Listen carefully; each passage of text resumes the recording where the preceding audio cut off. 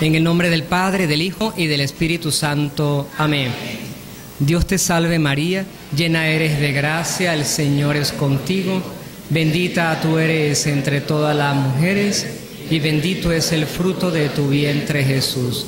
Santa María, Madre de Dios, ruega por nosotros pecadores, ahora y en la hora de nuestra muerte. Amén. En el nombre del Padre, del Hijo y del Espíritu Santo. Amén.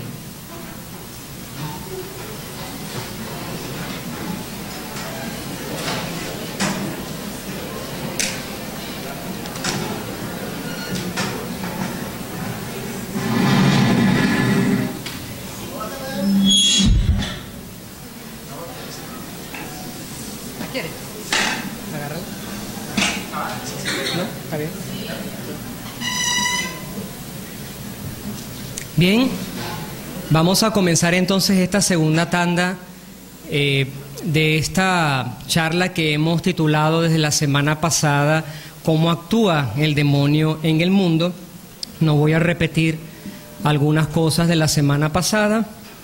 Vamos inmediatamente a responder a la pregunta. Vamos a comenzar, más duro, vamos a comenzar como comenzamos la semana pasada, es decir, ¿cómo actúa el demonio en el mundo? De manera limitada. Esa es la respuesta. Él no puede actuar sin el consentimiento de Dios. El reto nuestro es saber ¿por qué Dios permite algunas cosas?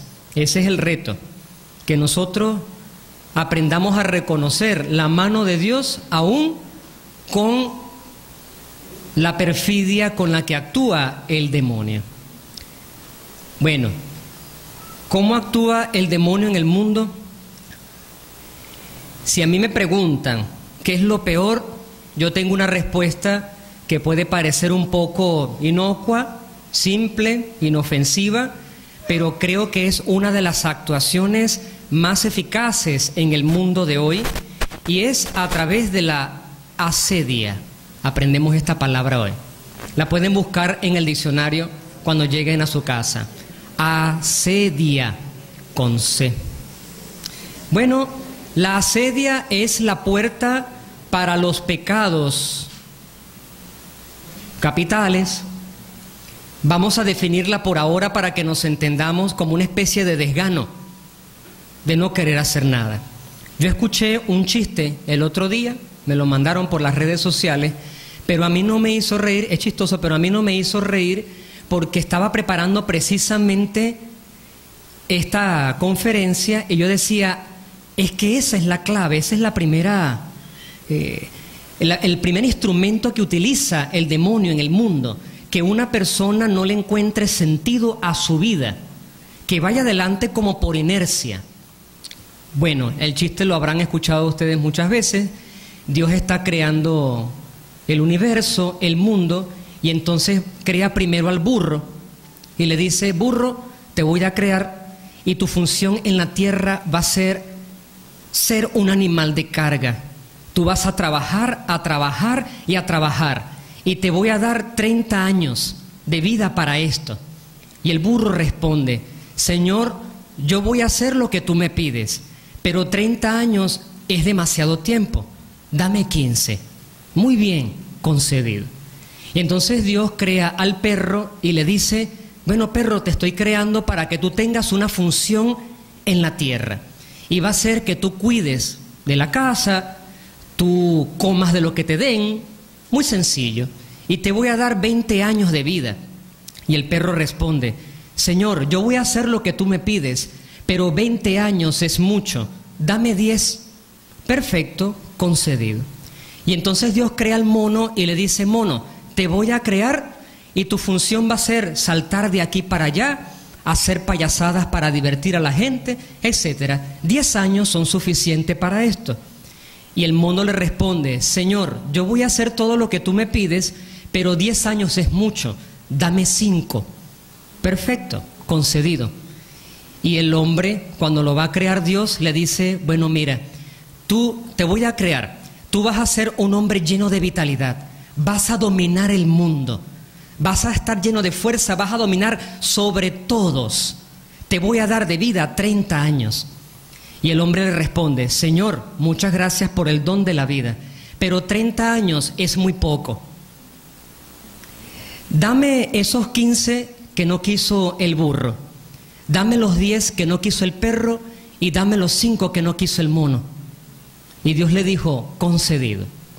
Y es así entonces como el hombre domina sobre la tierra durante sus primeros 30 años y luego se casa y vive 15 años de burro, trabajando y trabajando y trabajando como un animal de carga, y vive solamente 15 años para eso. Cuando se le acaban esos 15 años comienza a vivir 10 años como un perro, es decir, se jubila, cuida la casa, come de lo que le dan, etcétera, y así vive unos 10 años. Y termina su vida como un mono, saltando de aquí a allá en la casa de un hijo, luego en la casa de otro, haciendo payasadas para divertir a los nietos, etcétera, y así. Ese es el cuento. Ahora, moraleja. La gran actuación del demonio en el mundo es implantar esta idea en la cabeza del ser humano, que vive solamente para saltar de aquí para allá, para trabajar. Esa es la idea más eficaz, porque ver al demonio aquí es imposible. No ves ninguna acción maléfica de las que hablábamos la semana pasada, ninguna manifestación particular, simplemente el tedio de la vida, el aburrimiento, el no saber qué hacer, con el debido respeto de las personas honorables, sentado en una silla de mimbre sin hacer nada. No encontrar nada que hacer en la vida. ¿Qué más diabólico que esto? ¿Qué más diabólico que tú no vivas para otro, que tú vivas sin proyectos? Pero todo esto tiene una espiral, y es que uno no aprende esto solo, a uno se lo pueden enseñar. Y entonces allí fallamos tú y yo, que de repente tenemos ganas de vivir, pero no le enseñamos a la persona que no tiene ganas de vivir, que puede dejar de vivir como un parásito, puede dejar de vivir como un animalito de monte que está allí esperando el momento de su muerte. 12 años de cura y he visto una tremenda actividad apostólica de parte de personas parapléjicas, por ejemplo, postrados en una cama. Ahí hay una actuación de Dios. Yo puedo moverme, puedo ir de esta ciudad a la otra, salto de aquí para allá como el mono, haciendo muchas actividades, pero hay gente que tiene una unión íntima con Dios postrado en una cama, con discapacidades X, Y y Z. ¿Qué actividad más demoníaca que esa? Que una persona no tenga la posibilidad de gastarse y desgastarse por el otro hasta llegar a santificar la propia alma, salvar el mayor número de las almas posibles y ante estas dos cosas que he nombrado, glorificar a Dios. Esa debe ser una vida, porque Dios creó los hombres y las mujeres de todas las épocas para esto, para gastar la vida, o mejor dicho, invertirla por el otro. ¿Qué más acción demoníaca que esta? Que haya gente que pierda tiempo. Bueno, esa es la primera reflexión. Todo lo que viene a continuación es subordinado. Puede ser más impactante, más curioso, más interesante, pero lo que acabo de decir es suficiente. Esto es la acción demoníaca en el mundo. No todas esas manifestaciones extrañas o aquellas que uno hace, bueno, eso son cosas procuradas, pero que uno se suicide gota a gota cada día sin saber qué hacer en esta vida, eso sí es demoníaco. Eso es un suicidio lento, gota a gota. Cada día que pasa No es un día más, es un día menos. Peor es cuando hay gente joven en esta situación. Bueno, cerramos este punto. ¿Cómo actúa el demonio en el mundo? El demonio entendió que a través de la comunicación puede lograr adeptos. Y entonces, desde que el hombre comenzó a hablar, a razonar, a comunicarse, a partir de ese momento, él entendió que podía extender su reino de la maldad y del pecado. Esa fue precisamente la causa del pecado original, una comunicación. Hubo un diálogo. Conclusión, con el diablo no se dialoga. Con el diablo no se dialoga. Uno habla con la maldad y la maldad termina envolviéndolo a uno. Ahora fíjense bien, siempre hablando con mucho respeto. Yo escribo en la prensa, tengo un programa de radio, hoy grabé un programa de televisión, por eso me ven así bonito. Radio, prensa y televisión. Y sin embargo, paradójicamente, el padre Alfredo ni lee prensa, ni ve radio, escucha radio, ni ve televisión. ¿Por qué? Porque, bueno, hice una opción de aprovechar el tiempo para escribir. Eso sí me apasiona, escribir. Por ahí salió del horno, mi papá lo trajo hace rato, un libro que ni siquiera lo han tocado mis manos. Salió directamente de la tipografía y es el que están vendiendo allá afuera. Las oraciones y bendiciones más hermosas del Pentateuco. No le hagan caso a esta publicidad porque no digo las cosas para hacer publicidad, pero es lo más hermoso que yo he escrito en mi vida. Tengo años escribiendo y ha sido lo más hermoso que yo he escrito en mi vida. Bueno, yo digo, un poco echando broma, un poco en serio, así será que hasta a mí me gustó. Bien, los medios de comunicación, así sí me gusta comunicar a mí. Los medios de comunicación, y tengo muchos amigos, muchísimos amigos, una gran amiga, la encontré ayer, Charito Rojas, me entrevistó en su programa Aquí Entre Nos, y bueno, una gran amiga, ella va a las misas que yo realizo todos los sábados a las 6 de la tarde, y ahí estuvimos compartiendo un par de cosas. Ella pensaba que yo no me había dado cuenta que iba a las misas, pues por supuesto que sí, una persona pública, etcétera. Tengo amigos que trabajan en el ámbito de la televisión, en el canal Ecovisión, allí todos los empleados son una familia para mí, todos. Me piden la bendición, me dicen, padre, mire, eche el agua bendita a fulano que amaneció rabioso, y así un poco, pero siempre con lenguaje y ambiente religioso. Los medios de comunicación son poderosos. El padre Pío, cuando salió la televisión en blanco y negro, eso era el boom, ¿no? Y entonces la gente que vivía con él notaba que él tenía cara de bravo, él estaba como molesto.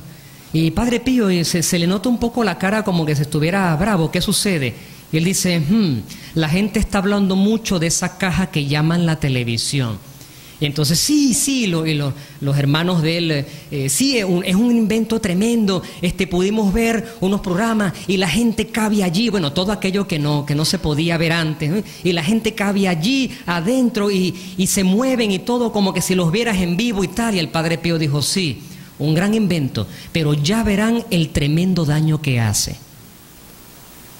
Bueno, la materia no causa daño en sí mismo, depende de cómo uno lo use. Y nosotros vemos, creo que es tan evidente, que los medios de comunicación, especialmente los audiovisuales, se dedican en una gran parte a programación que es basura. Y sutilmente se va metiendo allí, a través del medio de comunicación, un mensaje que por supuesto no va en favor de los valores, etc. Esto es una cosa que todos sabemos. Divierten, por ejemplo, que si Laura en América, etcétera, etcétera, etcétera, ¿no? Programas que realmente son destructivos, programas basura, ¿no? Bueno, entre los audiovisuales tenemos las producciones, que llaman la fiction, las series, las novelas, ¿ya?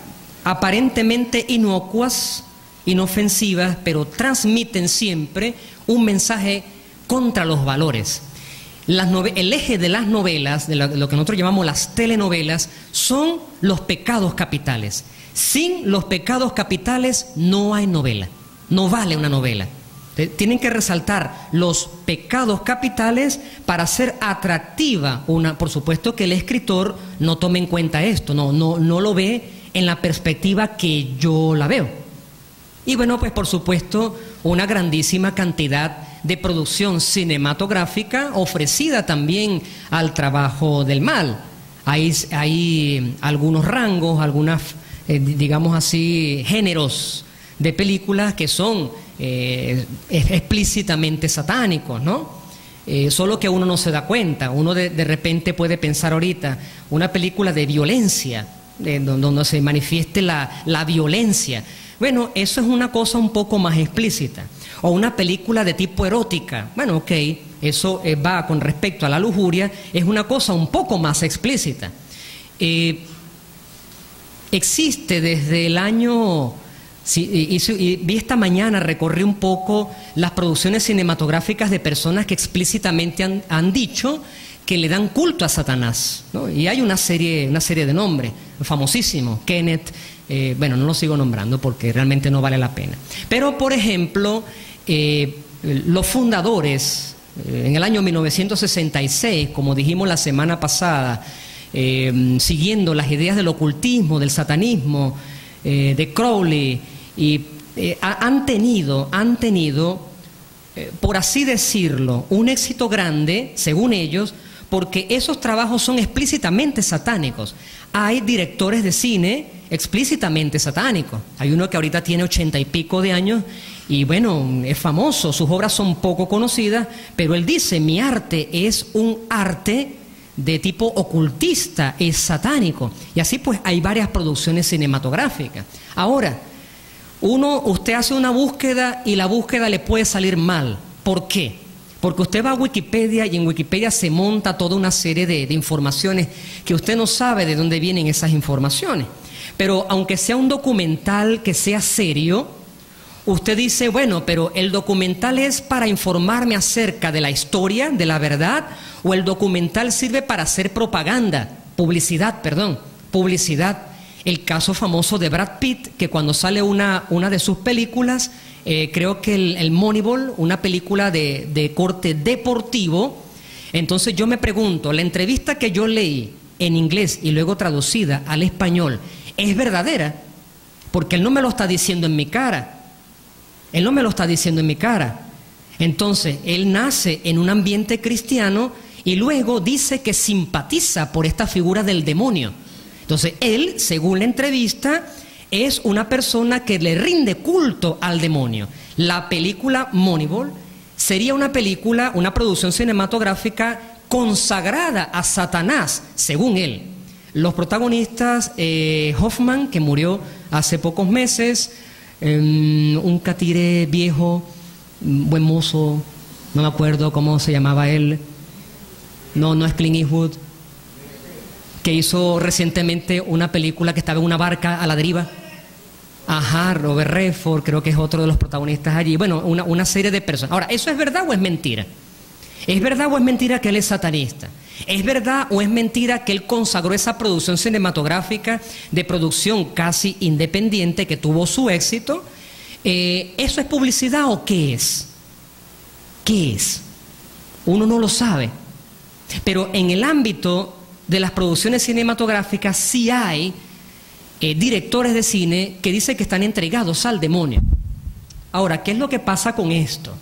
Que entonces uno se pregunta, bueno, el arte, porque la cinematografía es un arte, ¿puede ser inspirada por el demonio o no? Y aquí es donde comienzan las leyendas negras.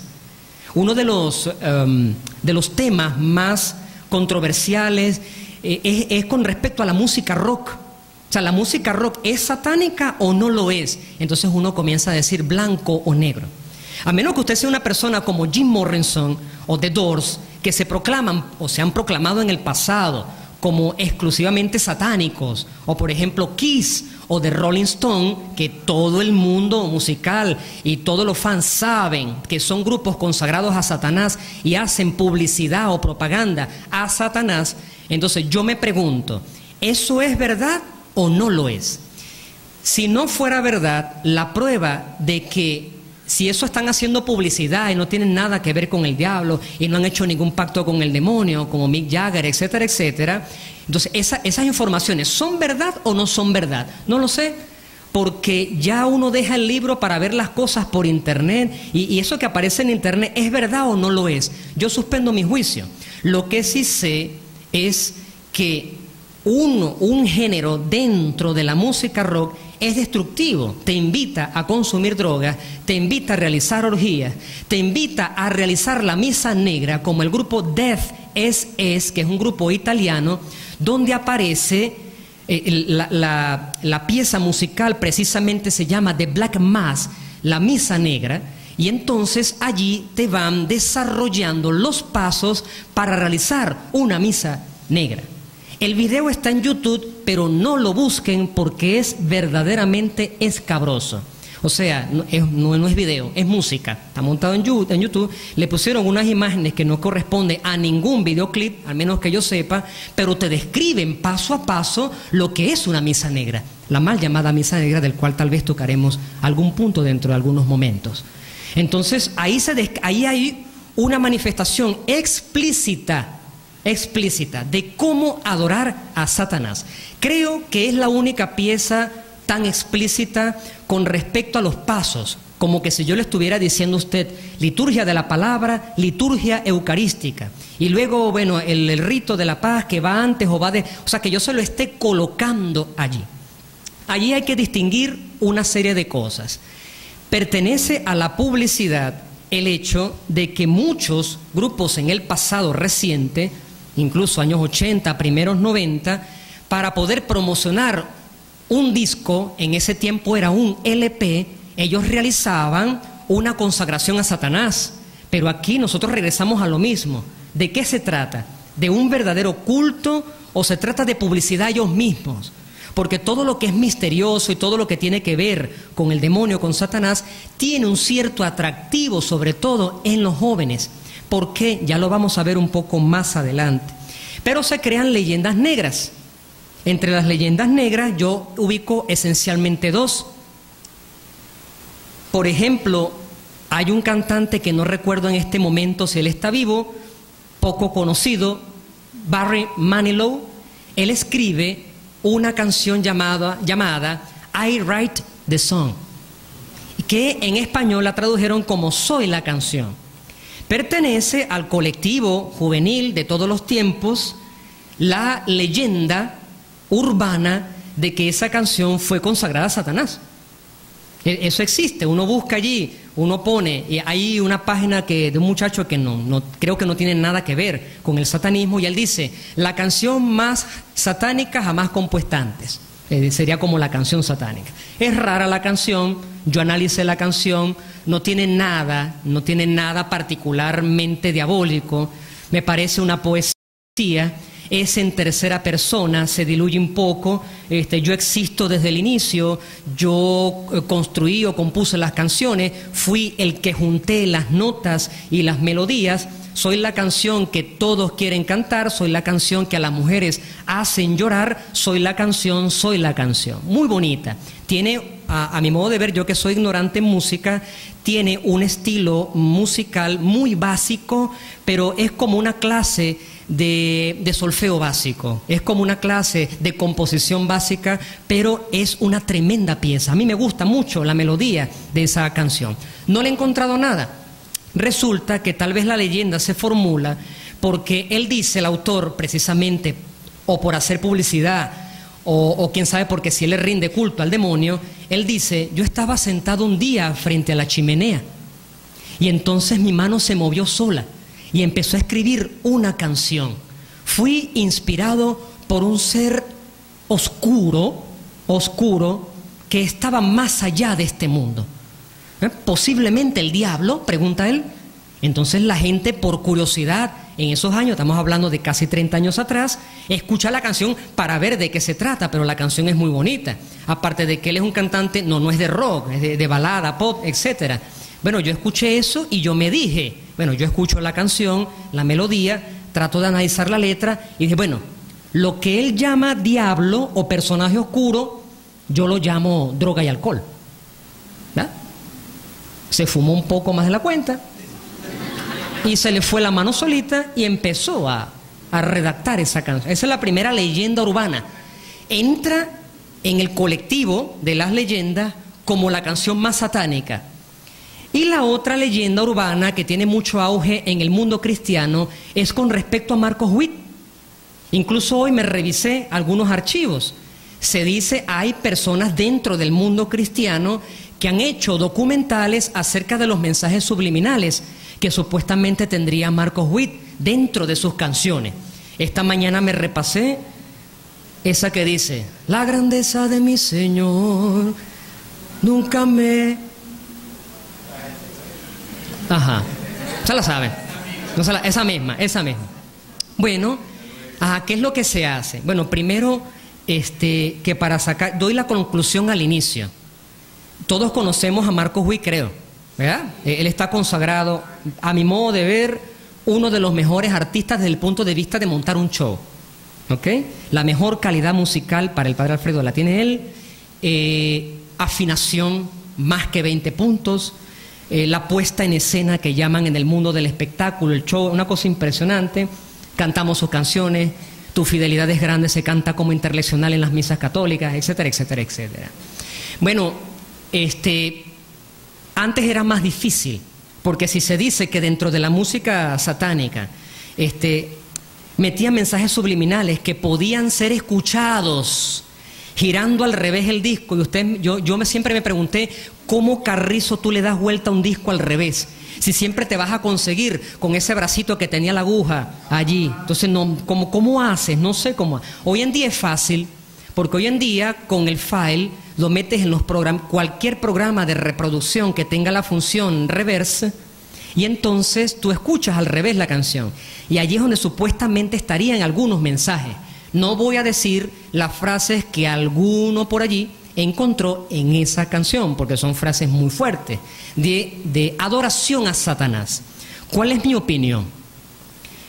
Si hay alguno entre ustedes que sepa de fonética, de gramática, de semiótica, de semántica, todo lo que tiene que ver con la filosofía del lenguaje, sabe que los idiomas son tan versátiles, tan flexibles, que por coincidencias, yo digo una frase que si usted me graba y la pone al contrario, dirá alguna frase que le suene a algo también en el mismo idioma.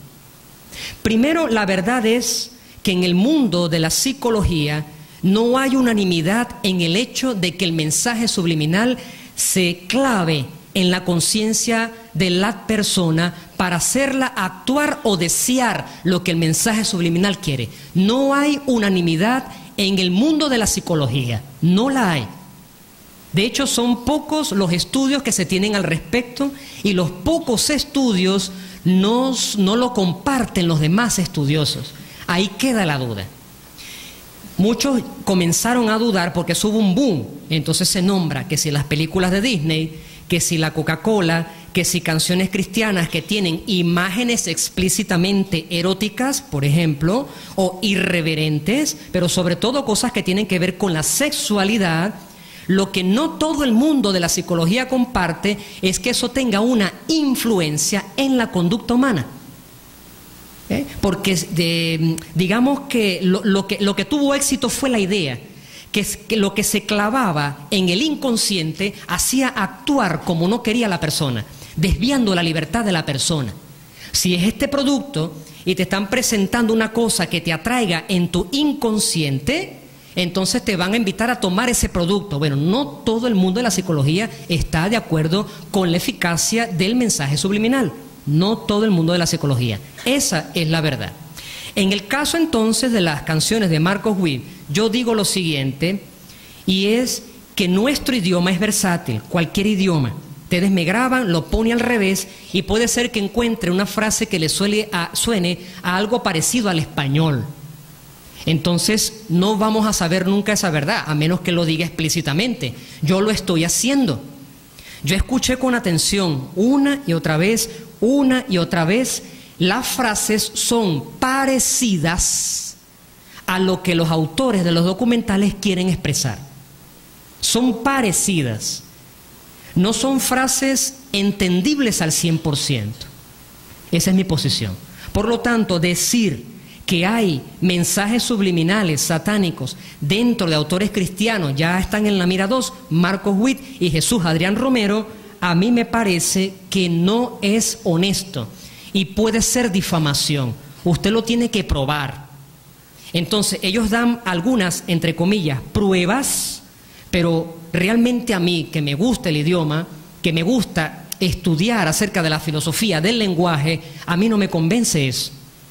Sería muy fácil, porque él no es católico, no me costaría nada atacarlo. No puedo hacerlo. Por conciencia científica no puedo hacerlo.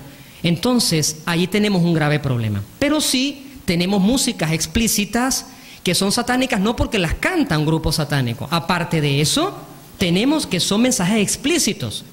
Creo también que debería ser de conocimiento público, o quién sabe si es publicidad, que Marilyn Manson es un sacerdote de la iglesia de Satán, de San Francisco. ¿Ya? Y como se viste, de verdad que bastante controvertido, polémico. Uno pareciera ver un diablo en persona, pero yo creo que eso a él no lo ofende, sino que lo llena de orgullo. ¿Ya? ¿Pero qué es eso? ¿Es verdad eso o es publicidad? Él llegó verdaderamente, como se dice, al estadio, a la etapa más alta de la jerarquía dentro de la iglesia de Satanás, del satanismo mundial, ¿o no? ¿O es publicidad? Lo dejamos en suspenso allí. Muy bien. Y bueno, así hablamos de las películas. Bueno, uno dice, no, que las películas de terror, bueno, depende. Yo me tengo que ver, lamentablemente, porque es feo, las películas, por ejemplo, ¿por qué? Porque estoy tratando muchos casos, la gente se me acerca mucho. Tengo, como les dije la semana pasada, de personas que me hablan de que ven cosas, que escuchan cosas, que se mueven las cosas en las casas. Vamos a ponerle el nombre un poco así convencional, con el debido respeto, casas embrujadas. Vamos a ponerle ese nombre para entendernos allí. Bueno, resulta que me veo mucho las películas cuando tratan de casas infestadas. Hablamos de la infestación la semana pasada. ¿Por qué? Porque resulta que en teoría casi nada de lo que se presenta está fuera de una presentación pública, que es la imagen. ¿Por qué cuando las personas me describen lo que ven, me describen las mismas características? ¿Por qué? Porque han visto algo, ¿no? Me veo también algunas películas que tratan acerca de exorcismos, y son basura, ya les dije la semana pasada, son basura. Me pareció interesante algunos aspectos del exorcismo de Emily Rose, ya lo había dicho. Hay una película que me interesó mucho, no tuvo mucho éxito, no gustó mucho a la gente, pero me parece que está bien planteada porque son posibles causas más verosímiles de posesión diabólica, y es la película El último exorcismo, parte 1. Con una niña, va un pastor cristiano, va a la casa, él no cree en nada de eso, él más bien tiene un repertorio de producciones de sonidos que produce la gente cuando supuestamente está endemoniada, etc. Pero la escena final es impresionante. No la recomiendo a nadie. Yo no recomiendo películas de ese tipo allí. Pero son producciones basura. Si usted ve, por ejemplo, tal vez a la mayoría no le interese, una serie como Actividad Paranormal, que son las casas embrujadas, ¿cuál es el mensaje que aparece allí? El mensaje que aparece es que el mal va a vencer. El mal es invencible. Y cualquier persona que se atreva a entrar en esa casa para acomodar las cosas, va a morir. El mal tiene una fuerza que ninguna persona espiritual, ningún pastor que sale en una de esas películas, tiene fuerza. Mueren en el intento, como mueren en el intento en producciones cinematográficas sacerdotes que realizan un exorcismo. Eso es falso. Se tiene solamente, de que yo sepa, que he estudiado la historia de ese fenómeno, que yo sepa, ha muerto solamente uno, un sacerdote, por una imprudencia que cometió que no debió haber hecho. Pero del resto, esa cuestión no es como la presentan las producciones cinematográficas. El evento es que el mal siempre debe ganar. Ese es el argumento de la gran mayoría de las películas de terror. Ya no terminan como antes. Ya no terminan que viene el sacerdote, hace la cosa y todo llega a la normalidad. Luego van a hacer una segunda parte porque se vuelve a meter, pero todo se solucionó al final de la primera parte. En cambio no, gana el mal. Por ejemplo, en películas, tal vez entre los más famosos, Romero, ¿quién no conoce a Romero? Con las películas de argumento zombie, por ejemplo, ¿no? Al menos un cinéfilo conoce perfectamente ese tipo de producciones que siempre fueron escabrosos, etcétera. ¿Dónde está la maldad en estas películas? En la sangre está la maldad, en el monstruo, en la persona que se convierte en un monstruo. La maldad está en que una persona enferma tiene que ser asesinada. Ese es el mensaje. La persona que se enferma con el, entre comillas, virus que le causa esa especie de rabia que busca asesinar a otro, tiene que ser asesinada esa persona. La persona que se enferma tiene que ser aniquilada. Entonces, ese es como un mensaje que va más allá de lo que uno ve. No es tanto aquello de que te matan, te cortan la cabeza con un hacha y surge la sangre y todo eso, va más allá. Esas personas merecen morir porque están enfermas. Eso es un género trash que tiene una intención específica. Ok. Bueno, me preguntaron la semana pasada, dejamos así las producciones que tengan que ver con los medios de comunicación y hablamos un poco acerca de algunas prácticas, esto sí lo voy a repetir. Aquí sucede una cosa que lo enseña la experiencia, la práctica, pero no la teoría, y es que uno tiene que evitar, intentar abrirle la puerta al demonio a través del ocultismo, del espiritismo, de la brujería, porque ¿qué es lo que dice la práctica, lamentablemente? La práctica dice que si yo voy ahí como un fisgón, como un curioso, hay muchos casos en los que cuando tú ves qué es lo que está sucediendo allí, bueno, la persona no cree en eso, pero asistió a una sesión de esas, a una consulta de esas. No, padre, pero es que yo no creo en esas cosas.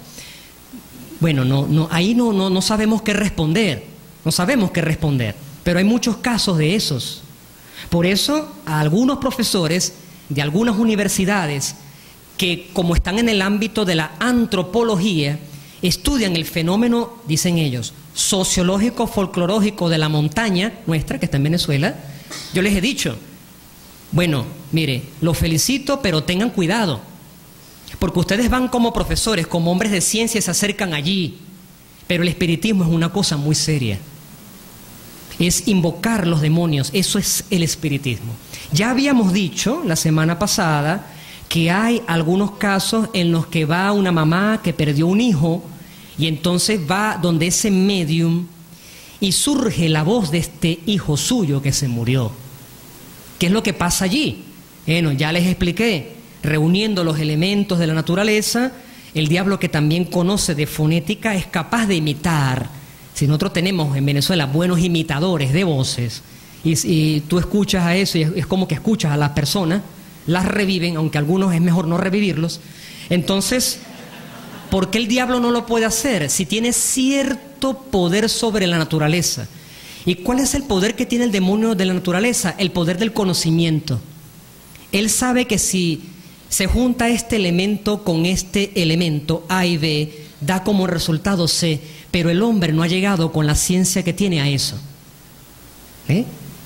Ya les dije la semana pasada, si existiera una cura inmediata, una de esas inyecciones que te curan inmediatamente el cáncer y el SIDA, juntando los elementos adecuados, el demonio ya lo sabe, como lo sabe Dios, pero nosotros no lo sabemos, tenemos que descubrirlo.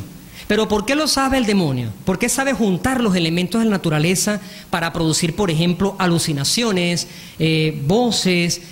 ¿Por qué envuelve los sentidos? Porque conoce el funcionamiento de la naturaleza, conoce cómo son los elementos y conoce las reacciones. Junto esto con esto y me da esto. Y nosotros todavía estamos investigando. Lo que hemos descubierto ahorita, todo eso lo saben los seres espirituales, porque se encuentran fuera del tiempo, se encuentran fuera del espacio. Entonces, bueno, alguno preguntaba la semana pasada, algunas prácticas que generalmente son dos prácticas que tienen que ver, lamentablemente, pero no como filosofía originaria, sino a posteriori. y es todo lo que signifique la curación con las manos. Entonces se distinguen generalmente dos prácticas, la pranoterapia y el reiki. ¿Qué es lo que sucede? Aquí he conocido poquísimos casos. En Italia llegaban a un sacerdote con el que yo siempre compartía unas personas con estas perturbaciones. Ahora, ¿qué es lo que sucede aquí? ¿Cuál es la coincidencia? La coincidencia es que los síntomas, por llamarlos de alguna manera, arreciaban después de una de estas terapias que relajan el cuerpo, porque se trata de pasar energía curativa. Pero no es secreto para nadie que esto que viene del oriente del mundo tiene que ver con el espiritismo, porque algunas personas realizan una especie de oración de invocación, tal vez no a una identidad específica, pero sí a algo que es trascendental. Y el problema es el siguiente: ¿y si eso trascendental a lo que tú estás recurriendo es una entidad demoníaca? No lo sabemos. La energía, yo identifiqué inmediatamente en la realidad que desde hace años salió primero un libro, un éxito en ventas, y luego salió un video, El Secreto, el famoso secreto. Tú te haces Dios de ti mismo. Tú eres Dios, tú lo puedes todo, tú. Basta que esa idea dé vueltas allí. Tú le pides a la energía del universo que se voltee toda hacia ti, que te llene de su pseudo bendición, que te invada completamente. Y cuando tú lees el libro o ves el documental, se trata exclusivamente de cosas que tienen que ver con la salud, con la prosperidad. Este es un modo de actuación del demonio en el mundo. Cuando ya tú no te diriges, tú no das, sino que tú porque tal vez en la formulación teórica no sea así, pero es una de esas cosas que haces por ti mismo, ¿no? Cómprate esto ve este video para que aprendas a cocinar. Ve este video para que aprendas, como hice yo, a poner un papel ahumado sobre... Y en un minuto yo aprendí, lo hice. Bueno, el libro es Aprenda por usted mismo cómo es que va a ser para que le lleguen todos sus deseos.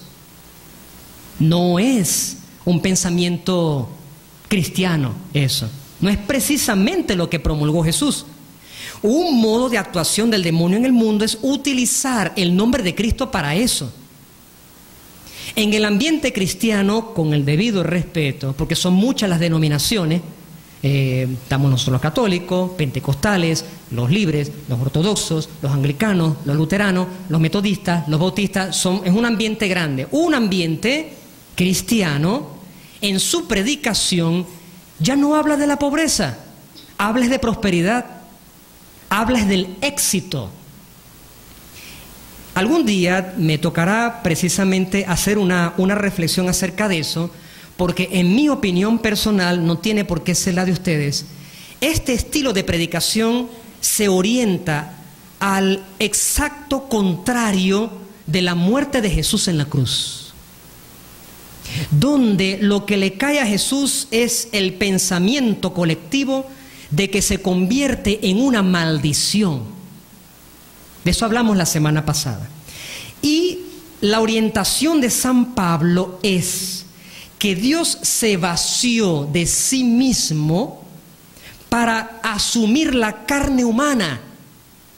Para que Dios viniera sobre la tierra, no decidió conservar el éxito que en palabras así simbólicas, la dignidad divina, se despoja de la dignidad divina, se despoja de cualquier privilegio para hacerse hombre, y nace y lo meten, uno dice una cuna, uno dice un pesebre, que es muy bonito, pero resulta que donde la Virgen María lo colocó es el lugar donde comían los animales, que la Virgen María limpió muy bien. No voy a dramatizar que a Jesucristo lo metieron ahí donde pasaban la lengua a los animales, sí, pero María limpió muy bien ese lugar. Pero la primera cuna de Jesús fue esa, Jesús pobre.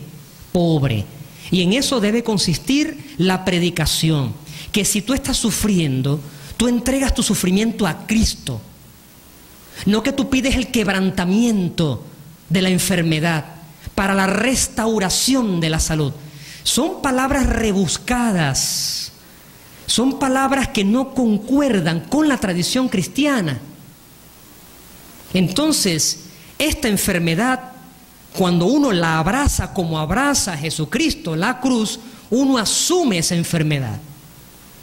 Uno no la quiere, pero ¿y si Cristo la permite? Bueno, ahí se pueden decir, por ejemplo, muchas de esas cosas. Vamos a pasar al aspecto práctico que yo veo, por ejemplo, un modo de actuación del demonio. Antes de pasar a los postulados directamente satánicos, lo que prometí pues la semana pasada, viendo un poco los textos de ellos allí, hay varias cosas prácticas. Por ejemplo, vamos a hablar un poquito acerca de cómo puede el demonio sumergirse también en nuestro ambiente de creyentes. Voy a hablar de cosas desconectadas porque esto nos ocuparía un par de horas más y no las tenemos. Entonces, una de las principales actuaciones son muchas, escogí una o dos, son muchísimas, pero no tenemos el tiempo para hablar de todo ello. Escojo una cosa que siempre me había preocupado y es de desconfiar de las personas que Cristo ha colocado para guiar la iglesia. Esto es una de las actuaciones internas que no se refiere al mundo en general, sino al mundo católico, por ejemplo. La desconfianza con respecto, vamos a ponerlo así, a la jerarquía católica, al Papa, a los obispos, a los sacerdotes. Y como habíamos explicado, la palabra diablo significa el que disgrega, ¿verdad? Significa el que divide, el que dispersa. Esta es una de las actuaciones favoritas del demonio dentro de la iglesia. Habíamos explicado, y esto vale para toda la noche de hoy, que no todo es culpa del demonio, ¿ok? Generalmente él se va de vacaciones, por decirlo de alguna manera, y yo lo realizo porque es un vicio mío. Él lo que puede hacer es instigar un poco, pero no todas las divisiones en la iglesia las procura el demonio. Y una de las cuestiones más tristes es cuando se desconfía de la autoridad de la iglesia, cuando uno se convierte en contestatario. Es verdad que hemos pasado a un nuevo nivel social en el que las cosas han cambiado. Ya no es que el Papa habla y todo el mundo amén. Al contrario, no es que el obispo hable en una diócesis y a todos, incluyendo a nosotros los curas, nos gusta la idea. Ya no es así. Ya no existe esa especie de, la palabra inadecuada, autoridad. Ahora existe otra situación. Pero ¿a qué específicamente me estoy refiriendo? Bueno, por ejemplo, qué sé yo, hay una cosa a la que la gente es muy sensible y es al fenómeno de las apariciones. Se aparece Jesús, se aparece la Virgen, y hemos tenido en nuestra diócesis algunos inconvenientes con respecto a eso. Yo he visto con mis ojos la diligencia, el amor, la seriedad con que la autoridad ha querido estudiar algunas cosas, pero entonces, por razones circunstanciales negativas, las personas involucradas no quieren ofrecer pues los elementos necesarios para un estudio, entonces se dice que la autoridad de la iglesia está alejada de la voluntad divina y le dan más peso a una presunta aparición de la Virgen o a un mensaje que a la discreción de la iglesia. Si actúa el demonio directamente o no, en este momento no lo respondo, pero sí sé que es una actitud errada, equivocada. Hubo un episodio verdadero de una gente que se molestó mucho con un obispo en Italia, en el sur de Italia. Una imagen de la Virgen empezó a llorar. Y entonces el obispo, con mucha humildad y con mucha sinceridad, porque hasta el mismo clero se había dividido, unos que sí, unos que no, entonces el obispo invitó a la curia, a los sacerdotes, y que le llevaran la imagen, la que lloraba. Y se la llevaban, que estaba mojada, supuestamente porque había llorado. El obispo, un hombre muy santo, creo que está en proceso, no recuerdo en este momento cómo va el proceso, agarra a la Virgen. Él tenía una caja fuerte en su oficina, la mete allá adentro y le dice: hasta que no dejes de llorar, no te saco de allí. Y cerró la puerta. ¿Está? La abrieron después de una semana y se acabó el problema. Se reunió, no siguió llorando la imagen. El padre Jaime Vélez, colombiano, pobrecito, ya tiene como 92 años según las cuentas que yo saco, vino a Valencia, nos explica un poco cómo es que se dan esa serie de fenómenos interesantes. Nunca lo vamos a saber. El engaño está, la idea que se implanta en la cabeza está en que si yo no le hago caso a eso, voy contra la voluntad de Dios. Ahí está el engaño. Allí está el engaño. Porque no va a suceder absolutamente nada si yo no creo que está lloviendo escarcha, que está llorando la imagen. No va a suceder absolutamente nada. Allí sí se implanta una idea que es diabólica en la cabeza del creyente, que se opone a sus pastores por un fenómeno de ese tipo. Eso es muy delicado. Eso es muy delicado. Yo he tenido la oportunidad de hablar con muchas personas a quienes se les dicen que han tenido una manifestación, y yo les he dicho: ok, estas son las cartas que ponemos sobre la mesa.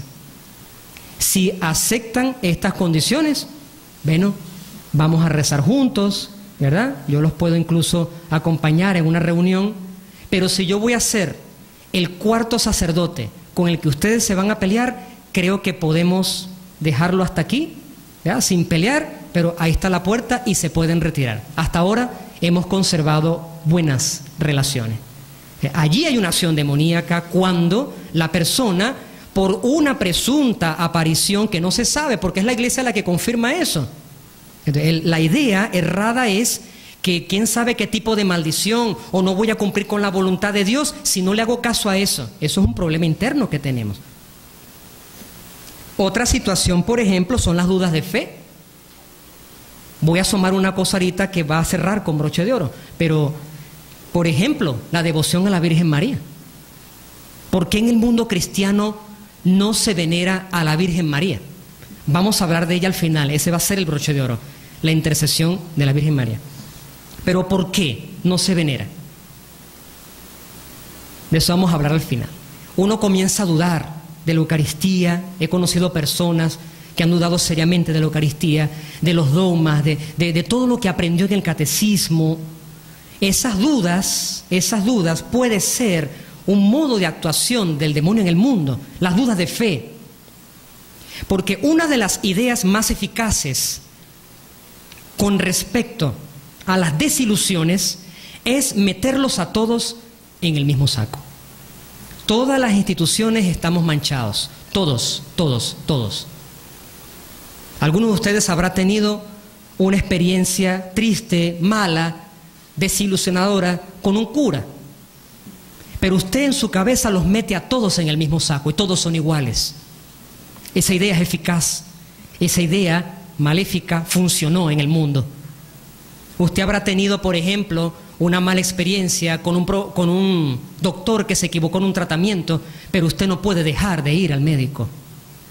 Usted sabe que existen gremios que están manchados. Ya nombré el primero, los curas. Un abogado. Pero eso no significa que todos los abogados sean iguales.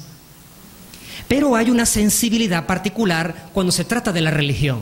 Nos meten a todos en el mismo saco. Basta que uno cause un escándalo y entonces se crea un tremendo escándalo y a todos nos meten en el mismo saco. Es un tipo de martirio de hoy en día. ¿Okay? De hoy en día. El tercer punto, que no tiene que ver directamente con nuestra iglesia, pero tal vez sí, y nuestra iglesia tal vez está sumamente, ¿cómo se puede decir?, envuelta en esta dimensión, es, hablando de los medios de comunicación, están reunidos el Papa con los cardenales en el sínodo. ¿Qué es lo que resulta allí? Que hay tres grandes temas. ¿Cómo funciona la cosa? En la sala de prensa del Vaticano están periodistas, corresponsales internacionales que se llaman vaticanistas. ¿Ok? Bueno, un número importante de esos vaticanistas son anticlericales y anticatólicos. Y están allí. Ellos tienen un privilegio de que saben las informaciones antes que todo el mundo, porque funciona la ley del embargo de los medios de comunicación. Ellos saben hoy una noticia, pero que tiene que salir pasado mañana, y el medio de comunicación no la puede publicar hasta que la Santa Sede diga. Y eso lo respetan porque la Santa Sede quita la acreditación de por vida a un medio que lance una noticia antes del límite que marca la Santa Sede. Entonces, ¿qué es lo que resulta aquí?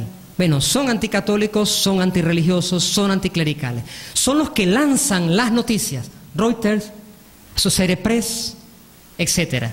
Son conocidos anticatólicos, anticlericales. Nuestros medios de comunicación venezolanos no tienen corresponsales en el Vaticano, no tienen vaticanistas, y por lo tanto el modo de ofrecer las informaciones internacionales es siempre a través de los corresponsales. Por lo tanto, nuestros medios televisivos, la prensa, usa la noticia modificada. Esta es la razón por la cual el sínodo sobre la familia, que trata de una cuestión hermosísima, se ha limitado a pocas cosas.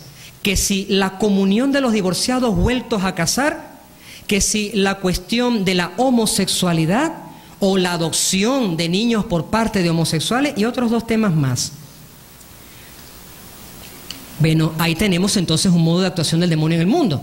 Tiene su brazo comunicacional de personas que no dicen la noticia como tienen que decirla, como sale de allí, tergiversada, hacen provocaciones, etcétera. Bueno, con respecto a la homosexualidad, tema larguísimo, polémico, impresionante, la opinión mía después de horas, días, semanas y años de reflexión, porque atiendo a una cantidad no indiferente de personas de condición homosexual, es la siguiente. Con el tiempo la puedo modificar, pero por ahora es la siguiente. Me he dado cuenta de que un número importante de personas que han tenido experiencias homosexuales o se sienten homosexuales realmente no lo son. Ahí está la clave. Esa idea fue eficaz. Si tú has tenido experiencias homosexuales o tú te sientes homosexual, tú eres. Esa idea ha sido entre las más eficaces en el planeta. Aquí funciona que el hecho de no implica el qué. Probablemente sí. Pero yo, sin ser psicólogo, he logrado la serenidad afectiva y espiritual de muchas de estas personas que, habiendo tenido experiencias o sintiéndose así, realmente no lo eran. Y yo no soy psicólogo, no soy psicoterapeuta, no lo soy. Soy simplemente un pastor. Simplemente que cuando yo descubrí esto con un caso, empecé a experimentarlo con muchas personas. Y resulta que se dio una y otra vez, y una y otra vez. Y tienen una vida serena. Gracias a Dios. Esa idea funcionó en el mundo. Y por eso es que se necesita inflar la estadística que se dice hoy en día de un porcentaje más o menos alto que supuestamente está como presencia homosexual en el mundo. Se quedaron con los crespos hechos cuando se descubrió el genoma humano. Pensaban que iban a descubrir el cromosoma de la homosexualidad, y estudios y estudios y estudios, y todavía lo están buscando. Toda una cantidad, miles de no sé cuántos de informaciones, y todavía están buscando ese que demuestre, y esa va a ser la noticia mundial de más bulla en el mundo, aparte de que encontraron un extraterrestre en Marte, que va a causar más sensación. Y no han encontrado eso ahí. Hay unas teorías, escuché una teoría de un doctor cristiano católico donde dice que la cosa no es tan sencilla. Yo lo estoy presentando así, pero la cosa no es tan sencilla como parece, ¿no? El mundo científico se inclina por la falta de datos a que eso no es genético, se inclina, pero sigue todavía trabajando para el otro extremo, ¿okay? Para descubrir esto. Hay una grandísima presión a través de los lobbies gay. ¿Cuál es el problema? Que si tú eres homosexual, ¿por qué te tienes que dejar meter en el mismo saco que todas las desviaciones sexuales que existen en el mundo. Por ejemplo, del transexualismo o del sadomasoquismo. ¿Por qué tú tienes que aceptar la invitación de ir a una marcha de orgullo gay junto con personas que practican otras cosas que no es lo tuyo, que sientes atracción a personas del mismo sexo? Eso es lo tuyo, no es lo otro. El problema que tú no tienes es que te guste que te golpeen durante el acto sexual y te vistan de una cierta manera. Ese no es tu problema. Lo que tú sientes es atracción sexual, sentimental por una persona del mismo sexo. Eso es lo que tú tienes. No tienes una serie de situaciones donde a todos los meten en el mismo saco. Otra cosa, muy claro ha sido, no lo nombro, representantes del lobby gay donde la función es destruir el modelo tradicional de la familia. No estoy interpretando, estoy citando literalmente. Nuestra misión es destruir el modelo tradicional de familia. ¿Es diabólico eso o no lo es? ¿Se fijan que no estoy diciendo que quien sea homosexual es diabólico? Ojo con eso, no me hagan decir, bueno, quedó grabado, por si acaso. Por eso es que el Papa dice, ok, un homosexual busque a Dios, se encuentra con la palabra de Dios y decide cambiar. ¿Quién soy yo para juzgarlo? A ese renglón, a ese, no a quien quiera destruir la familia. Bien, cierro el punto de la homosexualidad. Vamos a pasar entonces, el tiempo pasa volando. Nosotros tenemos 10 mandamientos. Tenemos 10 mandamientos. El 10 es un número que pasa a la historia también como un número perfecto, junto al 3 y junto al 7. Bueno, ¿cuántas son las afirmaciones satánicas? 9. Porque 9 y no 6 es el número de un satanista que se haga respetar, de un verdadero satanista. No de uno que agarre aquí y allá por internet, cómo es que se hace esto, que se la pasa haciendo ritos de quién sabe qué tipo y sangre y tal. No. Que se colocan en la frente 666, no, es el 9. Primera afirmación, Satán representa complacencia en lugar de abstinencia. ¿Ve? ¿Qué es lo que nosotros promovemos en nuestra religión católica? Abstinencia. El control de los sentidos. Segunda afirmación. Satán representa la existencia vital en lugar de sueños espirituales. Se los voy a decir en palabras filosóficas. Una exaltación de lo inminente, lo material, y una aniquilación de lo trascendental. ¿Ok? Lo que importa es esto aquí. Contrario a las palabras de Jesús. No atesoren tesoros aquí, sino para allá. Lo contrario. Tercera afirmación. Satán representa la sabiduría perfecta en lugar del autoengaño hipócrita. Entonces, felicidades para ustedes y para mí. Vivimos en un autoengaño hipócrita. ¿Ok? No somos sabios, gracias a Dios. Dios no escoge la sabiduría del mundo. Escoge aquello que es considerado basura. Esas son afirmaciones paulinas. Cuarta, Satán representa amabilidad hacia quienes la merecen, en lugar del amor malgastado en ingratos. Contrario a la palabra de Jesús. Ustedes oyeron en la antigüedad, ama a tu amigo, odia a tu enemigo. Ahora yo les digo, amen a sus enemigos. No es todo.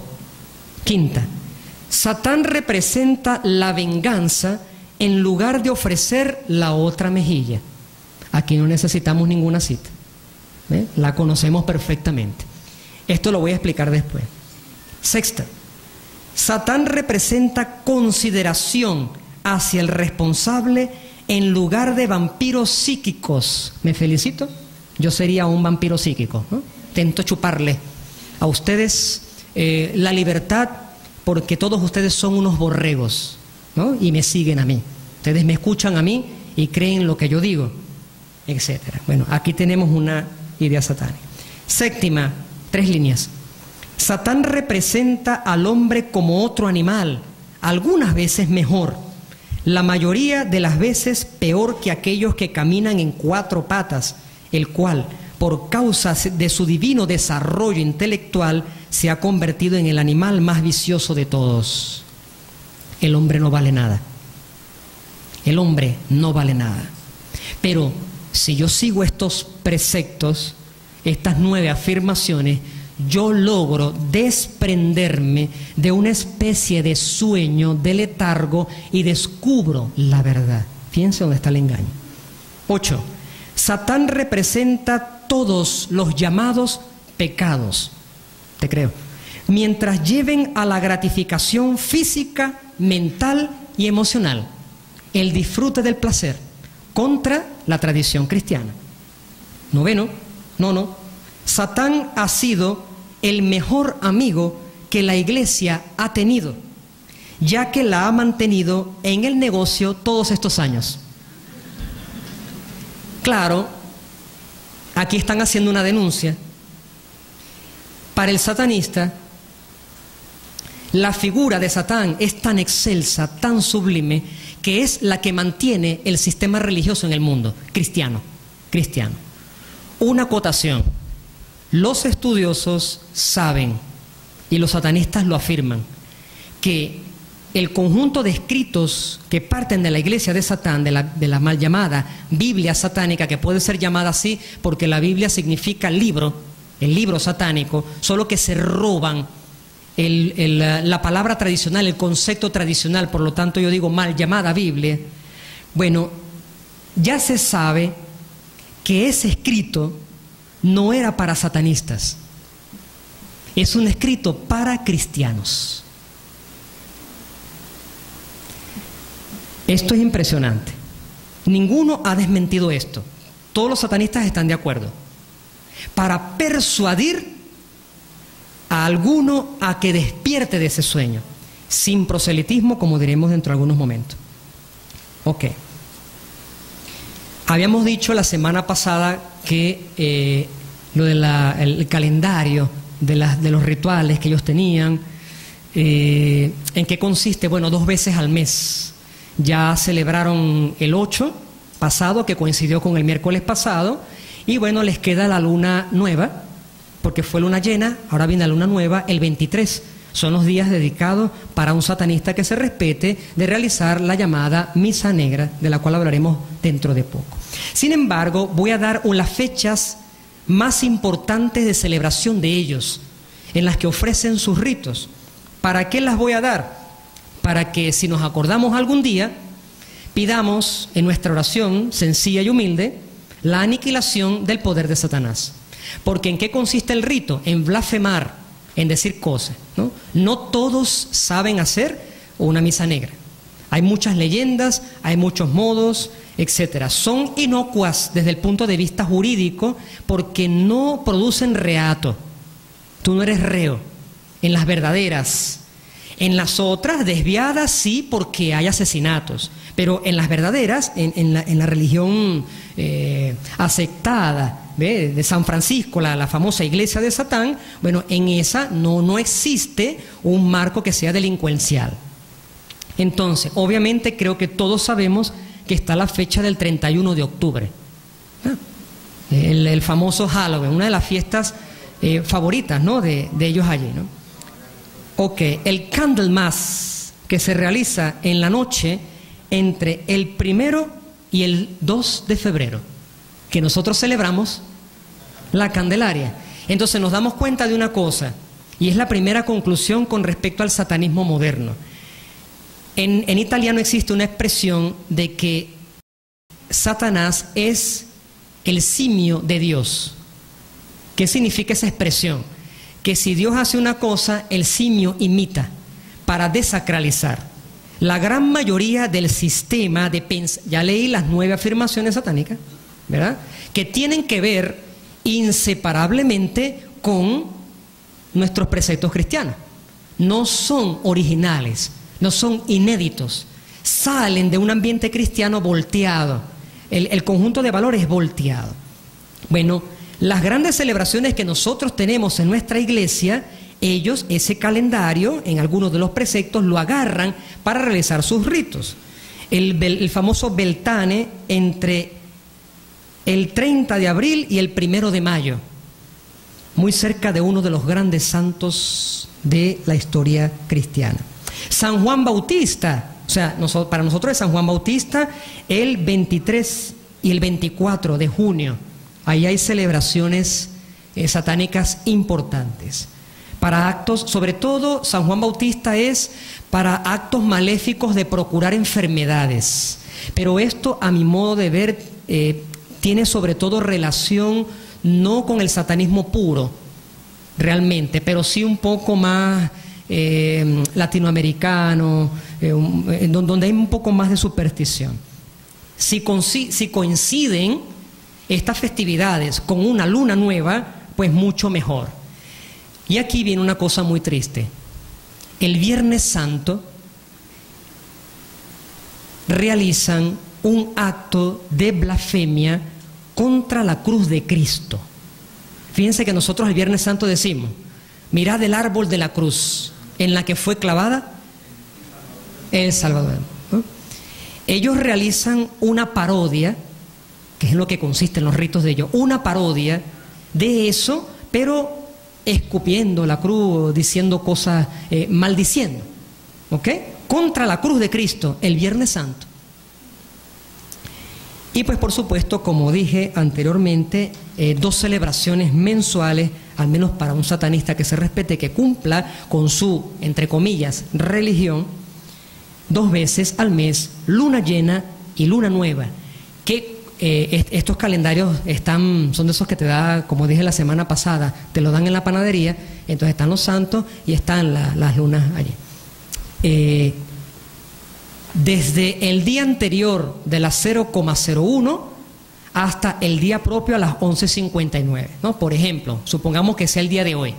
Se pueden realizar esos ritos desde la madrugada, que ya pasó, ¿verdad?, de martes para miércoles, y tienen chance hasta la medianoche de hoy. Así se cuenta el día para realizar estos ritos.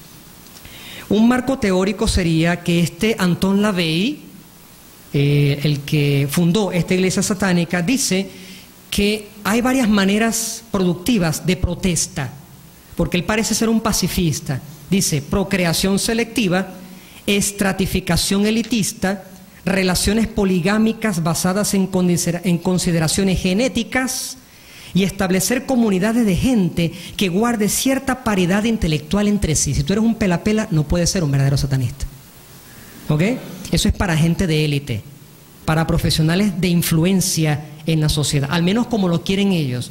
Una especie, guardando las distancias, un poco lo que se hizo con aquella clasificación que nos llevó a la Shoah, junto con Hitler, ¿no?, de la raza pura, etcétera, por supuesto partiendo de la idea del superhombre de Nietzsche, que en realidad yo respeto mucho, porque eso hay que estudiarlo mejor, esas ideas de Nietzsche, de no convertirlo así de buenas a primeras en un diablo en sí mismo. Eso despertó una conciencia, aunque por supuesto contra el cristianismo. Sin embargo, él decía: cuando pases frente a un cura, la espada la envainas de nuevo, ¿ok? Tiene frases un poco extrañas como esa allí. El satanismo entonces mira hacia el restablecimiento de la ley del talión, porque esa es la base de la justicia satánica.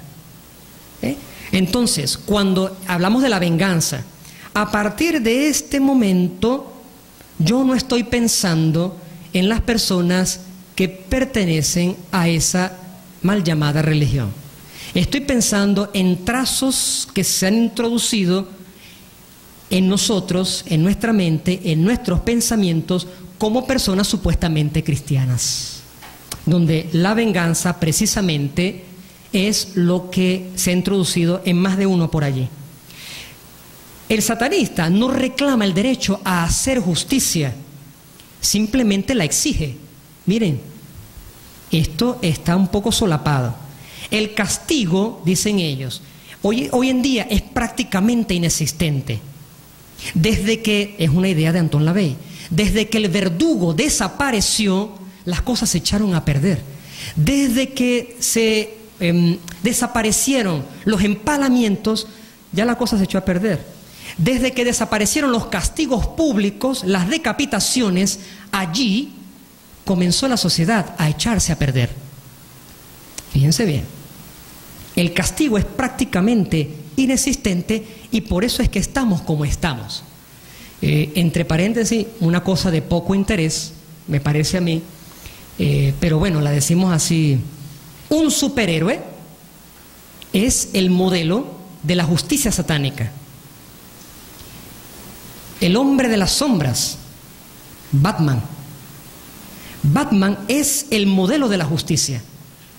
¿Por qué? Porque hace justicia por sí mismo que los órganos de seguridad del Estado, la policía, no es capaz de hacer.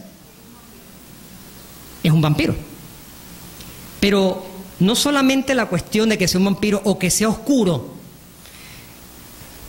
Me permiten la banalidad, el que vio El Caballero de la Noche, el segundo capítulo de la última trilogía, recordará aquella escena donde agarran al Guasón y el comisario Gordon se queda detrás de la ventana y se preguntan, bueno, vamos a ver cómo vamos a hacerlo confesar, y aparece Batman de la nada y le propina una cantidad inmensa de golpes. ¿Ok? El superhéroe queda en entredicho. No es debilidad, es la justicia que debe aplicarse. Entonces, fíjense que aquí hay un tipo de justicia de acabar con los criminales. De acabar con los criminales, no de producir criminales. Esta es la idea fundamental del satanismo moderno. No se trata de producir criminales. Quienes asesinan gente en mal llamadas misas negras, esos no sirven para ser satánicos. En el satanismo moderno, en el de la iglesia de Satán, en la que fundó Anton LaVey en 1966. Solo que la cosa se escapa de las manos, pero al demonio a eso le hace un gran favor, esos excesos. Pero estas personas se presentan de una manera muy elegante. Nosotros no queremos impartir justicia, queremos exigir justicia. Que el criminal tiene que desaparecer de la sociedad. Que la pena de muerte sea reiterada. Pero no la pena de muerte porque vas a asesinar a la persona, no es asesinar por asesinar. Se trata de que se lo merece. Ojo por ojo y diente por diente. El asesino tiene que morir. Y esa es una idea muy cautivadora. Bueno, entramos entonces un poquito, no podemos hacerlo todo por falta de tiempo. Los aficionados del oculto, esto ya está escrito en el libro de Satán dentro de la Biblia satánica. Aunque en la edición que yo tengo digitalizada aparece como especie de prefacio, hay mucha confusión. Se dice que el primer libro, el libro de Satán, no lo escribió el fundador, sino que lo escribió otra persona, pero bueno, esas son cuestiones ya que muy poca gente estudia. Los aficionados del oculto profesan un horror a la magia negra y al satanismo. Así definen al cristiano, como un fanático del oculto, porque denuncian al diablo como una criatura maléfica y degenerada del abuso moral y carnal. Pobrecito.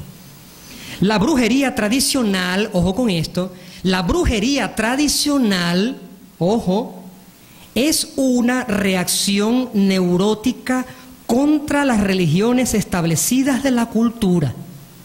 Un verdadero satanista no anda por allí haciendo pociones mágicas para atraer al marido de nuevo, fumando el tabaco y leyendo cosas. No, el satanista verdadero se opone a estas manifestaciones y las denomina reacción neurótica. Ahora, sabemos que esas cosas vienen también del demonio. Aquí se trata de confusión y recuerden una cosa, él es el gran mentiroso. Mentiroso. La Biblia satánica no me va a enseñar a mí la verdad, ni me va a enseñar la esencia del satanismo.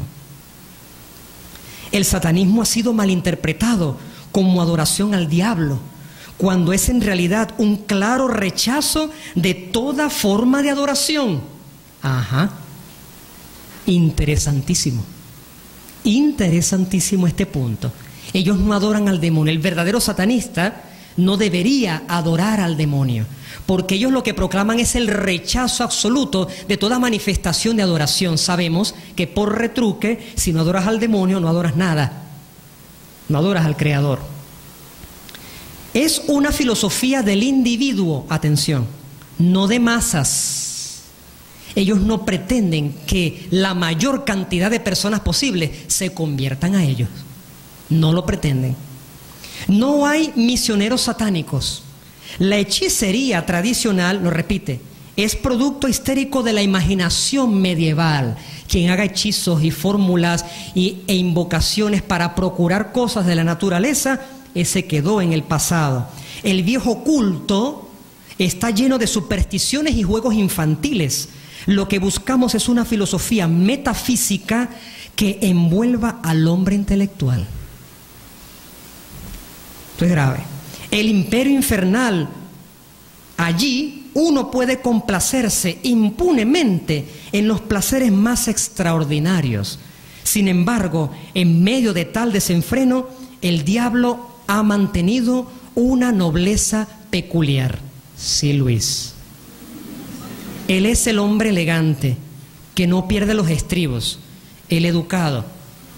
Esa es como la idea. La Biblia satánica articula lo que el hombre instintivamente siempre ha tenido que proclamar, y es decir, que él es potencialmente divino. Aquí está una falsedad impresionante.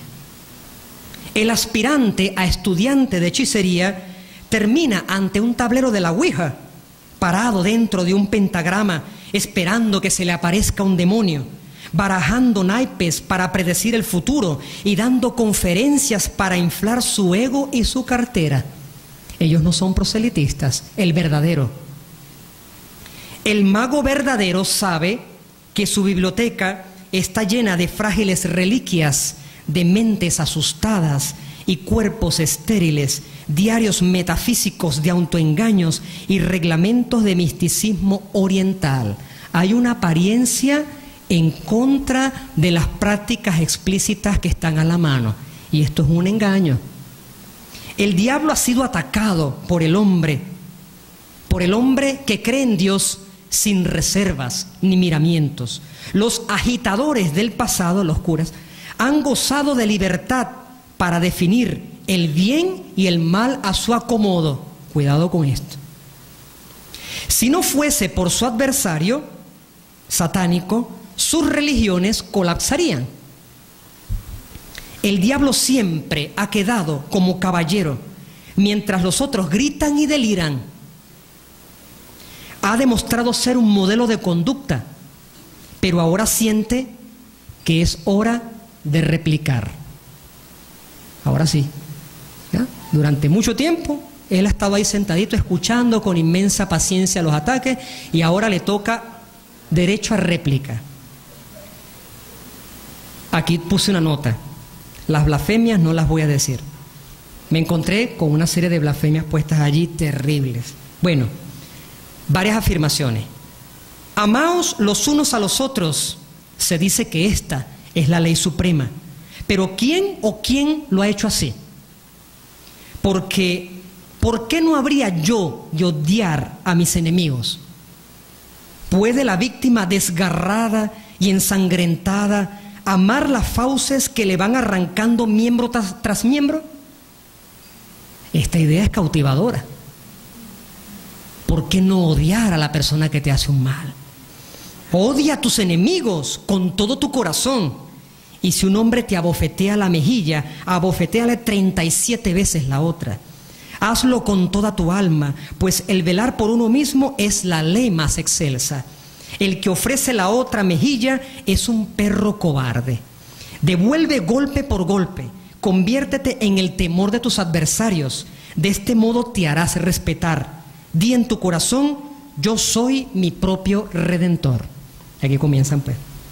Blasfemias con respecto a las bienaventuranzas. Benditos sean los fuertes, pues de ellos será la tierra. Malditos sean los débiles, porque ellos heredarán el yugo. Benditos sean los poderosos, porque ellos serán reverenciados por los hombres. Malditos sean los débiles, porque ellos serán borrados de la faz de la tierra.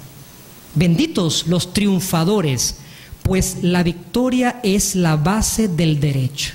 Malditos sean los vencidos, porque ellos serán avasallados para siempre. Benditos sean los de la mano de hierro, pues los blandos huirán ante ellos. Malditos sean los pobres de espíritus, porque serán escupidos. Malditos sean los que creen en el bien y en el mal, pues se dejan asustar por sombras. Malditos sean los que hacen el bien a quien les paga por desprecio, pues serán despreciados. Blasfemias, blasfemias contra Dios. Y sin embargo es el marco teórico.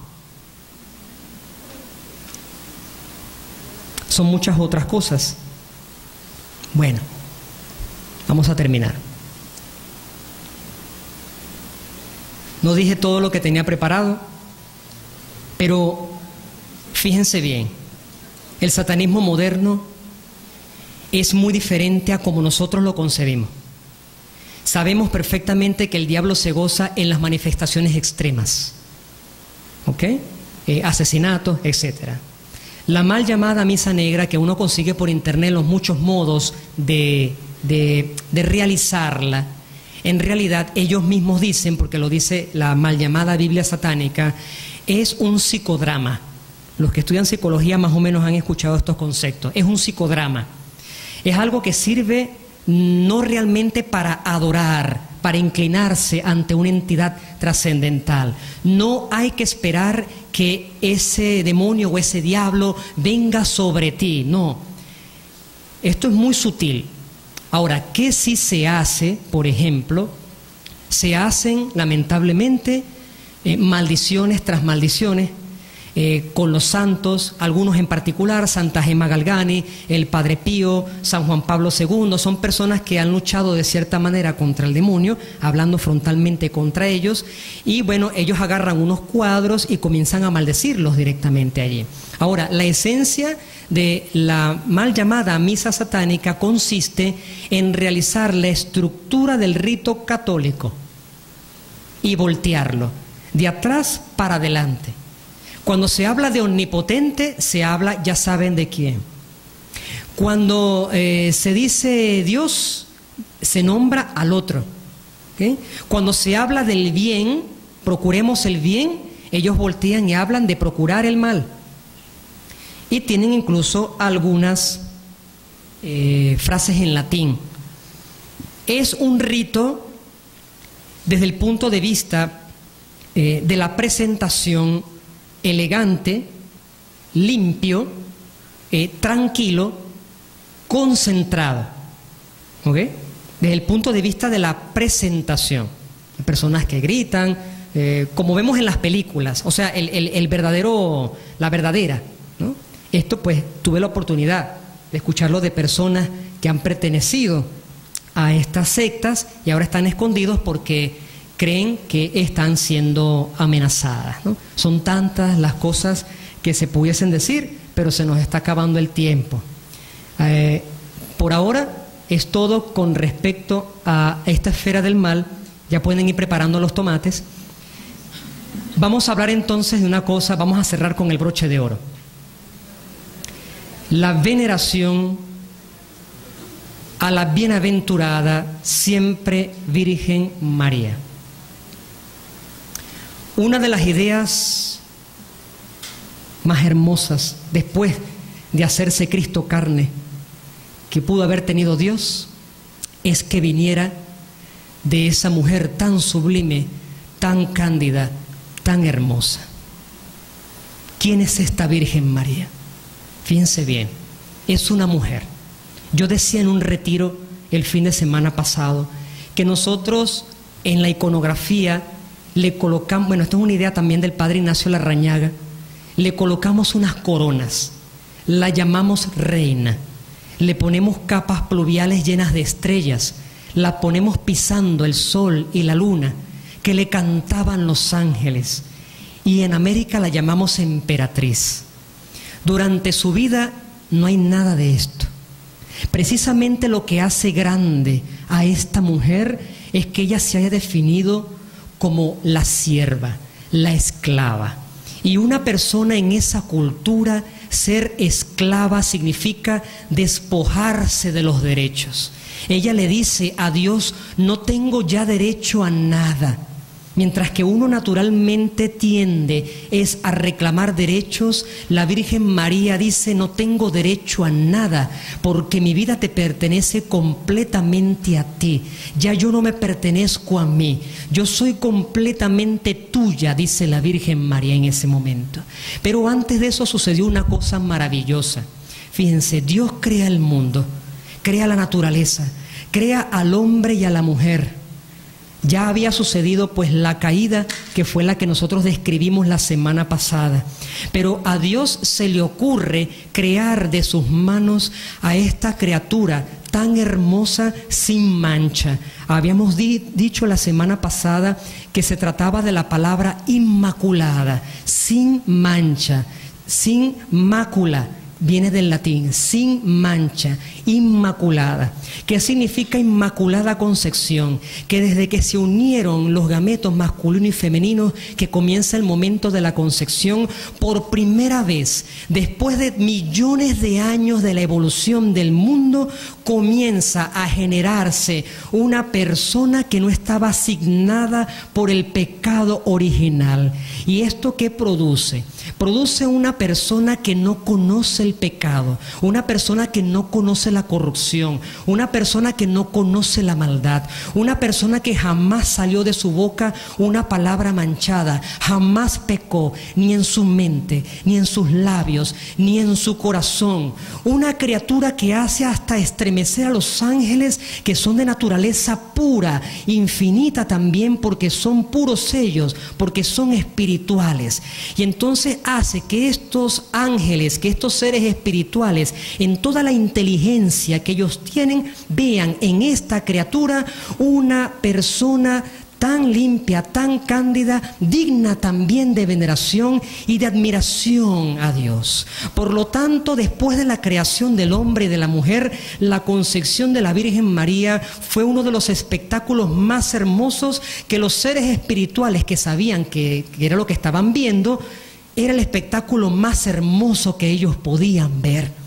Pero en contraposición, el demonio, Satanás, el diablo, nunca logró entender hasta el día de hoy cómo es posible que un pedazo de carne, una criatura que no tiene las facultades directas, rectilíneas de voluntad y libertad que él tiene, por lo cual decidió su perdición, ¿por qué una criatura como esa lo hace temblar?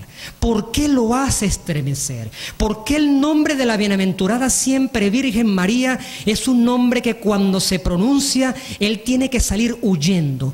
Él no entiende, él no cree en la divinidad, no la entiende. Él sabe que existe Dios, pero como no tiene fe, él no tiene el creer. Pero él todavía menos explica cómo es posible que eso que siente hacia Dios cuando Dios se le coloca frente a él, que tiene que salir huyendo, también tiene que suceder ante una criatura salida de las manos de Dios, de un pedazo de carne. Él no entiende eso. Él no entiende por qué una persona como ella no puede pecar, por qué ese esplendor no lo entiende. Y esa es la razón por la cual el demonio siente un odio profundo hacia la realidad de la Inmaculada Concepción, de la bienaventurada siempre Virgen María. El demonio odia la virginidad, porque cuando ve al hombre venerando esa característica de la Inmaculada Virgen María, él intuye que eso tiene que ser una cosa sumamente importante. Y esta es la razón, a mi modo de ver, el por qué se ha introducido en el mundo cristiano, en algunas denominaciones, ese rechazo a la bienaventurada siempre Virgen María. Esa es una de las grandes victorias del demonio en la mente del mundo cristiano. El rechazo. Y se nos ha dejado una grandísima y hermosísima devoción, que es el rosario. Cada vez que pronunciamos ese nombre de María, esas palabras de María, hay un impacto espiritual profundo, poderoso. ¿Por qué creen ustedes y yo también, porque así lo sentimos, que rezar el rosario es fastidioso? ¿Por qué creen ustedes eso? Porque el demonio sabe que esa es una oración excelsa, es un modo preciso y no engaña a uno a través de la psicología y repeticiones y una oración detrás de otra y una Ave María detrás de otra, pero qué fastidioso, porque se sabe por la tradición de la Iglesia que es una devoción que estremece el corazón, pero también el mundo de las tinieblas. Y con esa introducción de esa mujer tan cándida, que no es divina, ni casi divina, pero al demonio le produce los mismos efectos como cuando está delante de la divinidad, de esa mujer nace Dios. Y de allí el poema que yo consigo en el canto 33 de la Divina Comedia de Dante Alighieri, que comienza diciendo: Virgen Madre. Eso comienza infierno, infierno, purgatorio, paraíso. La última visión beatífica que él tuvo en su fantasía, en los protagonistas de la novela, fue a través de un protagonismo de la bienaventurada siempre Virgen María. Virgen Madre, hija de tu Hijo, la más humilde y a la vez la más alta de todas las criaturas, límite fijo de la voluntad divina, tú eres quien ha ennoblecido de tal manera la naturaleza humana que su hacedor no despreció en convertirse en su propia obra. Estupendo. La primera palabra de ese último canto es la palabra virgen, que corresponde a un nombre propio, María, y la llama con una paradoja impresionante que es la frase tradicional poética, hija de tu Hijo. Ella se convierte en la madre de su Creador, la más humilde y la más alta de todas las criaturas. Por eso es que recibe, según las palabras del catecismo, una veneración de hiperdulía. Dios la tría, los santos dulía, hiperdulía, el miembro más excelente, excelso, creado por Dios del cuerpo místico. En tu seno ardió el amor, Cristo, que ha hecho germinar esta flor en la paz eterna. Eres aquí para nosotros sol meridiano de caridad, y abajo en la tierra eres para los hombres vivo manantial de esperanzas. Tan grande eres y tanto vales, Señora, que todo aquel que desea recibir una gracia y no recurre a ti, quiere que su deseo vuele sin alas. Tu benignidad alcanza no solo a aquel que te implora, sino que frecuentemente se anticipa a la súplica. En ti se reúnen la misericordia, la piedad, la magnificencia y todo aquello que de bueno existe en la criatura. Que desde la más profunda laguna del universo hasta aquí ha visto una por una todas las existencias espirituales. Pausa. Él hace un recorrido imaginario. Él conoce las cosas creadas, era un poeta, por lo tanto debía conocer la naturaleza, va subiendo al cielo y va viendo idealmente, yo inventando en este momento, las famosas categorías de ángeles: el ángel, el arcángel, el serafín, el trono, la dominación, los querubines, los serafines. Él va viendo el mundo espiritual conocido y se para con una pared que está inmediatamente antes de Dios y que no es Dios, y se trata de ella. Te imploramos la gracia de adquirir una virtud tal que pueda elevarse con los ojos hasta la suprema salud, que también significa salvación. Y yo, que nunca he deseado ver más de lo que Él vea, dirijo a todos mis ruegos y te suplico que no sean vanos, para que con los tuyos disipes todas las nieblas propias de su naturaleza mortal, de forma que pueda contemplar abiertamente el sumo gozo. Te ruego también, oh Reina, que conserves puros sus afectos después de una visión tan intensa, que tu custodia venza a las humanas pasiones. Mira cómo Beatriz, que era la novia de Dante, junta sus manos con todos los bienaventurados para unir todas nuestras plegarias. Los ojos amados y venerados por Dios, fijos en aquel que por mí intercedía, demostraban cuán gratos le son los ruegos devotos. Se elevaron luego hacia la luz eterna, sobre la cual es increíble que pueda posarse una mirada humana. Y yo, que alcanzaba el fin de todo anhelo, puse término al ardor de mi deseo. No termina el canto, pero fíjense lo maravilloso. Él, cuando llega al cielo antes de la presencia divina y definitiva de Dios, se topa, habiendo pasado por todas las situaciones celestiales, por todas las realidades trascendentales y espirituales, antes del encuentro definitivo con Dios, se encuentra con la bienaventurada siempre Virgen María. Entonces, ¿lo dejamos hasta aquí? Decimos entonces,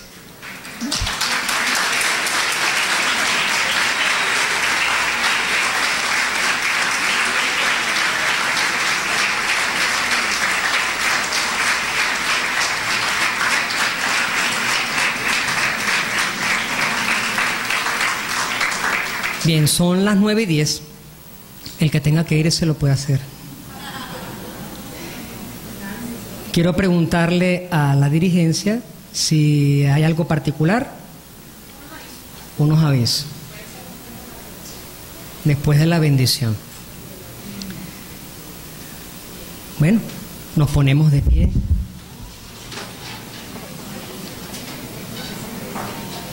Traje allá afuera, bueno, ya lo dije al inicio. En el nombre del Padre, del Hijo y del Espíritu Santo. Amén. Padre nuestro que estás en el cielo, santificado sea tu nombre. Venga a nosotros tu reino, hágase tu voluntad en la tierra como en el cielo. Danos hoy nuestro pan de cada día. Perdona nuestras ofensas. También nosotros perdonamos a los que nos ofenden. No nos dejes caer en tentación y líbranos del mal. Amén. Dios te salve María. Bendita tú eres entre todas las mujeres, y bendito es el fruto de tu vientre Jesús. Santa María, Madre de Dios, ruega por nosotros pecadores, ahora y en la hora de nuestra muerte. Amén. Gloria al Padre, y al Hijo, y al Espíritu Santo, como en el principio, y siempre, por los siglos de los siglos. Amén. Gloria al Padre, y al Hijo, y al Espíritu Santo. Gloria al Padre, y al Hijo, y al Espíritu Santo. Como era en el principio, ahora y siempre, por los siglos de los siglos. Amén. El Señor esté con ustedes. La bendición de Dios Todopoderoso, Padre, Hijo y Espíritu Santo, descienda sobre ustedes y les acompañe siempre. Amén. En el nombre del Señor pueden ir en paz. Demos gracias a Dios.